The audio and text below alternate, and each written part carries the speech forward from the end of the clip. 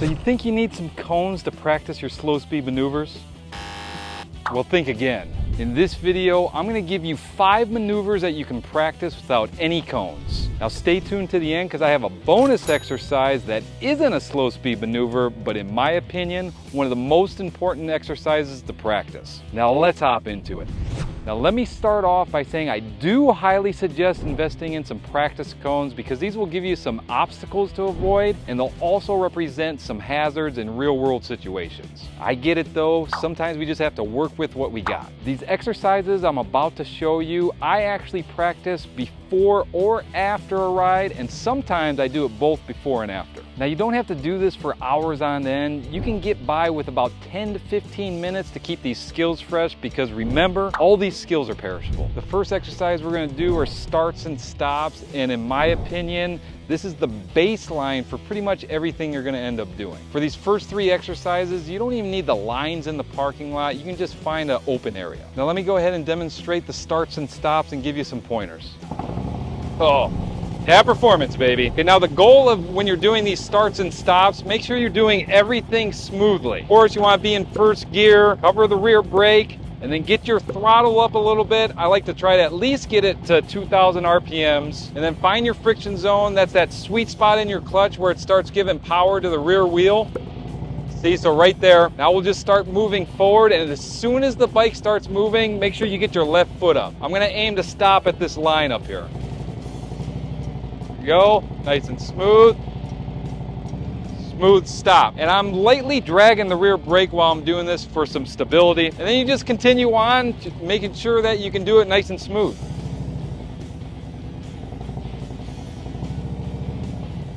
Perfect. So now I'll do it again this way. I'm in first gear, I'm covering the rear brake, get that throttle up, enter into the friction zone. As soon as I move, boom, foot up.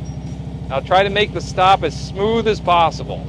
Now if you notice my body position, my body's straight up and down, head and eyes looking forward where I want to go, and also I'm using the rear brake and gently, progressively braking on it to come to a nice stop. And another tip that you can do is stay in the friction zone while you're stopping. This will keep the bike a little more stable. But as soon as you're stopped, that's when you can drop your RPMs and pull in the clutch. I have a full video on my channel if you want to check it out about how to stop real smooth. Let's move on to the second exercise. Now the next exercise I'm going to show you, I've personally worked on quite a bit and gotten halfway decent at it. It's going to be the slow ride. It's good to practice this one because when you're in slow moving traffic or in some tight areas, you don't have to keep on putting your feet down. Let me go ahead and show you some tips for this one. Exactly like the starts and stops, we're going to use all the same fundamentals for this. Let's go ahead, start the bike up. Of course, you're going to want to make sure you're in first gear, then you cover that rear brake, get your RPMs up, find your friction zone again, and then as soon as the bike starts moving, get that leg up. We got this. Bike's moving, legs up. Now I'm keeping my head and eyes forward, trying to go as slow as I can. Keep that throttle steady. And if your bars aren't moving, you're not going slow enough. Another tip, try leaning forward a little bit. This will help with your balance. Now on to exercise number 3. For exercise number 3, we're going to do left and right turns from a stop, and this one's extremely important as well. And as I said before, you don't need any cones. So let's go ahead and start up the bike. And again, all the basic fundamentals apply. So you're in first gear, covering that rear brake, give it a little bit of throttle, find that friction zone. Then as soon as the bike starts moving, get that foot up. So when I do this, I always look first and then turn the handlebars because in the real world, you always want to make sure there's no hazard over there. And when you're doing this, try not to lean the bike over. So I'll try and do it straight up and down. You can also turn your handlebars before you even make the turn. So I'm looking where I want to go, enter into that friction zone. As soon as the bike starts moving, foot up.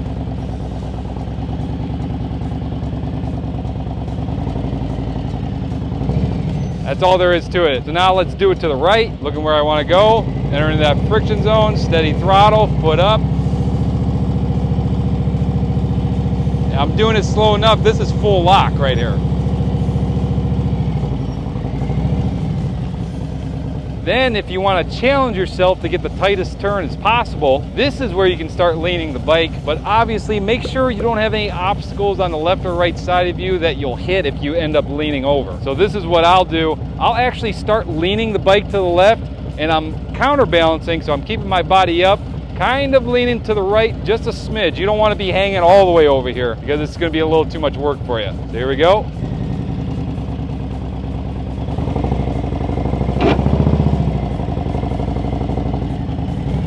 Another good challenge is to come to a nice smooth stop after you're done. So I got the handlebars at full lock, get my RPMs up, find that friction zone. Now I'll let the bike start to fall. And then try coming to a nice smooth stop.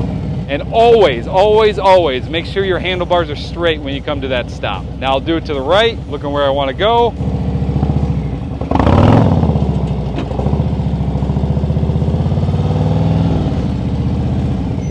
Now when you're challenging yourself like that and you're letting the bike fall over, once you feel that falling feeling, open up the clutch a little bit more into that friction zone and make sure, as Robert says, sufficient power to the rear wheel. So in other words, having your RPMs up, as soon as you open up that clutch a little bit, the bike will catch itself and you can keep on riding out the turn. Now for my favorite exercise, the U-turn. We all know it's no secret that I love U-turns.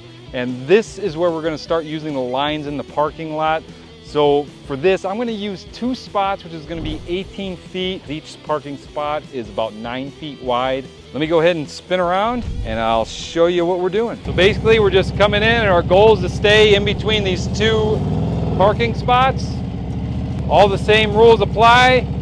Friction zone, head and eyes, throttle, a little bit of rear brake, baby. Now go ahead and do it to the right.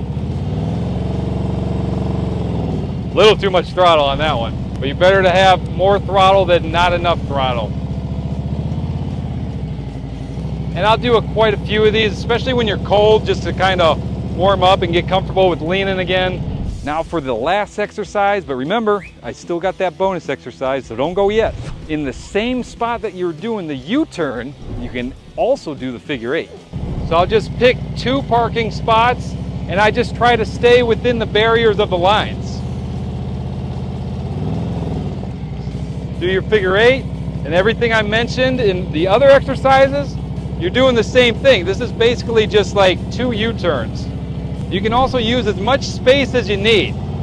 I mean, if you have a wide open parking lot, all you're doing is trying to warm up a little bit, refresh your skills. All right, I know you guys want to know the bonus exercise, so let me go ahead and show you. Now, the one exercise that I make an absolute priority is emergency braking.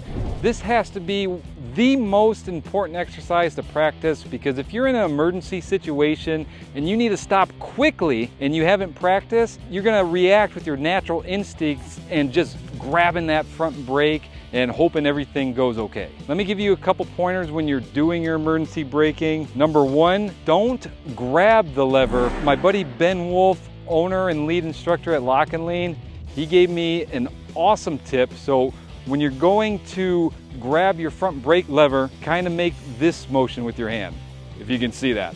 This makes it so you don't make that abrupt pull when you're applying the front brake. This kind of makes it gradual, and you do want to do it quickly, but that first initial grab, you want to get the front end loaded, and then you can start progressively braking more. Another tip, when you're coming to the stop, make sure you're downshifting, because it's all great and dandy if you make the stop, but if you're still in 5th gear, someone's coming flying behind you and you need to get out of the way, you're gonna end up stalling out and not being able to get out of there. I'll go ahead and show you how I practice in the parking lot. As you can see, make sure you're in a nice wide open area. You don't have cars coming around you and stuff.